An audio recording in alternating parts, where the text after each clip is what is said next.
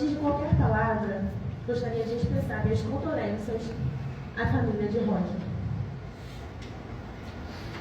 Hoje, eu não estou aqui apenas como advogada da acusação, mas sim como representante da razão, da justiça e, acima de tudo, da humanidade.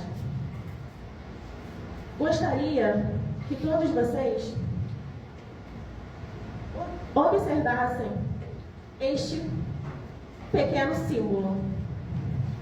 Ele significa o pacto mais importante da nossa Constituição: o respeito à vida. E hoje, cada um de vocês estão segurando mais que um pedaço de tecido, e sim a chance de decidir se esse pacto será mantido ou quebrado.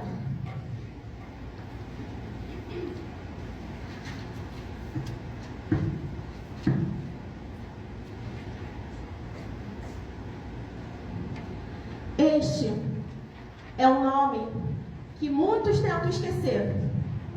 Roger, um homem, um amigo, um filho, um marido, onde acreditava que todos fossem sair vivos juntos daquela caverna, e foi morto cruelmente pelos próprios amigos.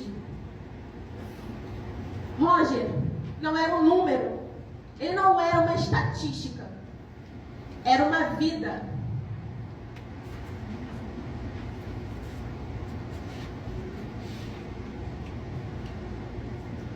Estamos diante de uma história que, a primeiro modo, parece uma tragédia. Mas vamos olhar mais de perto, senhores. Não foi uma tragédia. Roger não morreu por acidente. Ele morreu porque alguém escolheu que ele deveria morrer.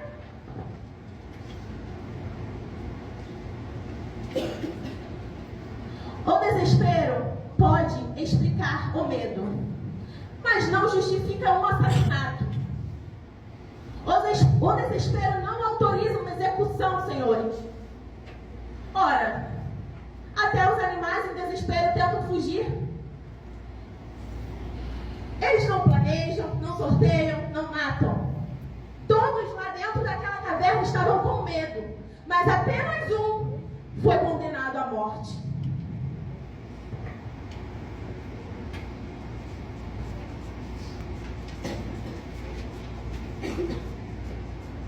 A ciência, senhores, tem algo muito importante a nos dizer. A geologia nos explica. Aquelas rochas eram de calcário. O que isso significa, senhores? Significa que a rocha calcária é uma rocha porosa. Ela retém e filtra água. Eles não estavam em um deserto. Eles estavam em um local úmido, com acesso à água. Elemento essencial para a vida humana. Eles tinham acesso à água potável. Eles não mataram Roger por instinto de sobrevivência. Eles escolheram matar o Roger.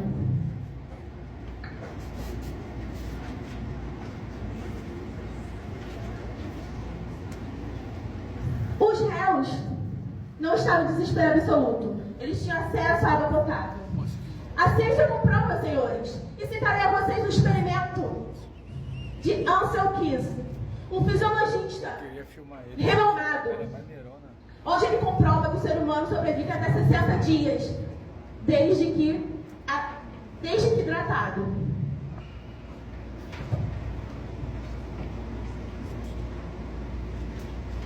A fome, por mais cruel que seja, ela não representava um risco imediato para eles, um risco de morte. Os réus alegam que foi Roger que propôs a ideia de realizar um sorteio para decidir quem serviria de alimento para os demais. Porém, ele desistiu. O Roger desistiu do sorteio e foi morto cruelmente pelos próprios amigos.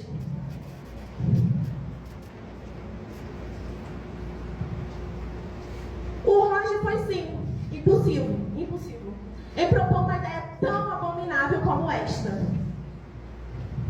E mesmo diante de uma situação tão extrema, ele estava lá. Ele estava, senhores, pergunto a vocês, em uma situação diferente dos demais? Não, ele também estava lá.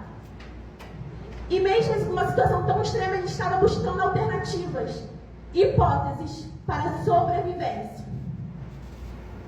Mas ele desistiu, ele estava preso, ele estava lá, preso, junto com todos, e buscando alternativas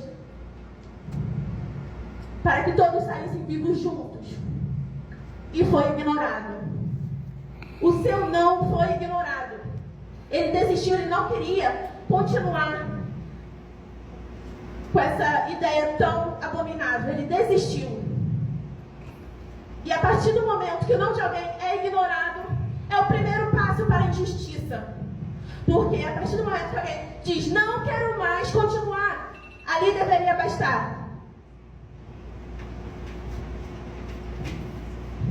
Citarei a vocês o experimento, o acidente, vamos rememorar o acidente da Cordilheira dos Andes, onde ali sim foi estado de necessidade. A defesa certamente vai alegar estado de necessidade. Isso não se aplica aqui, a lei é clara. Artigo 24 do Código Penal. Considera-se em estado de necessidade aquele que pratica o fato para salvar-se do perigo atual, que não provocou por sua vontade nem podia de outro modo evitar. Não se encaixa aqui, foi algo premeditado. Eles escolheram matar Roger. Foi algo planejado, calculado, friamente. Eles não estavam em colapso físico, senhores. Não estavam inconscientes. Não estavam morrendo naquele momento. Não pode ser considerado. Esse argumento não pode ser aceito pela defesa, pois não se encaixa em estado de necessidade. Estado de natureza humana, a lei é uma só. A lei é clara. Vocês sabem o que é estado de natureza humana? Ausência de regra. A lei é clara. Não justifica o fato de eles estarem longe da sociedade civil, presos por semanas dentro de uma caverna. Que seja justificável eles criarem suas próprias normas, suas próprias condutas, suas próprias regras, violando qualquer tipo de princípio, moral, valor, ética. A lei é clara. Nós temos um governo, nós temos um Estado forte e centralizado. E nele há leis. E leis são para serem cumpridas. O corpo de Roger foi violado. Sua dignidade humana foi violada. Eles cometeram, de forma clara e consciente, os crimes de homicídio e vilipêndio de cadáver, conforme os artigos 121 e 212 do Código Penal. O direito à vida e à dignidade humana do Roger foi violada. Lá sim, na Cordilheira dos Andes, considera estado de necessidade, pois eles esperaram todos morrerem de causas naturais. Ninguém matou ninguém. E ali sim se alimentaram dos corpos. Não foi algo premeditado, calculado. Que seria muito fácil de acontecer lá, já que ninguém se conhecia, não é mesmo? Ninguém era amigo lá na Cordilheira dos Andes. Seria muito fácil de matar uns aos outros. Aqui não, todos se conheciam. Eram amigos. E não pensaram duas vezes em matar Roger, se ele dá ao menos chance de defesa.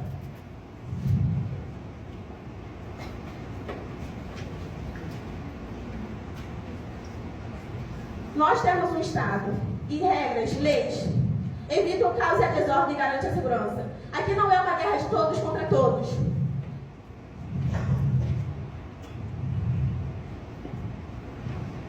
A vida de um ser humano não é moeda de troca. Não existe mal menor quando se trata da dignidade humana.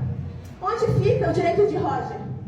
Onde fica o direito da família de Roger, que não terá um corpo para velar? E se o que restava foi somente pedaços do corpo?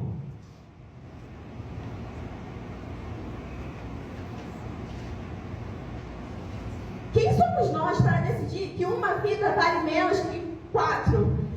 Vamos relembrar que 10 trabalhadores morreram naquele dia para salvar a vida dos 5. Não de 4, não de 3, não de 2, nem de 1, dos 5. A vida desses 4 são mais importantes do que a vida de Roger e dos 10 trabalhadores que morreram naquele dia? Hoje não pedimos vingança, pedimos justiça. Pedimos que essa fita branca continue significando algo. Porque se a vida de alguém pode ser decidida através de um sorteio, então perdemos tudo. Vossas Excelências, com o devido respeito, hão de concordar que a mera forma ainda extrema não revoga os princípios morais, nem anula a consciência ética do indivíduo. A medicina, a ciência, a história são subsídios sólidos para esta conclusão. Não estamos diante de homens que perderam o controle, não estavam bem mentalmente, não é mesmo? Até porque para sortear existe método, frieza, cálculo. Como alguém que não está bem mentalmente, não sabe distinguir certo de errado, realiza um sorteio? Tem forças para matar? Não estamos diante de homens que perderam o controle, estamos diante de homens que não tiveram controle suficiente para matar, esquartejar e se alimentar do próprio semelhante com frieza, sem arrependimento e com plena consciência do que faziam.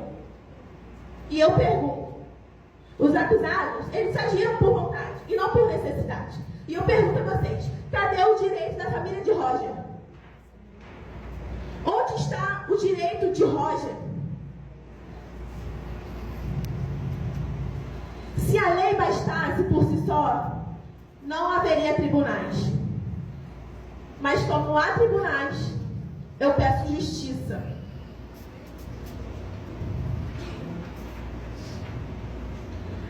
As leis dentro da caverna, senhores, elas não desaparecem. A lei é clara. Mesmo em situações extremas, não suspendem os deveres individuais.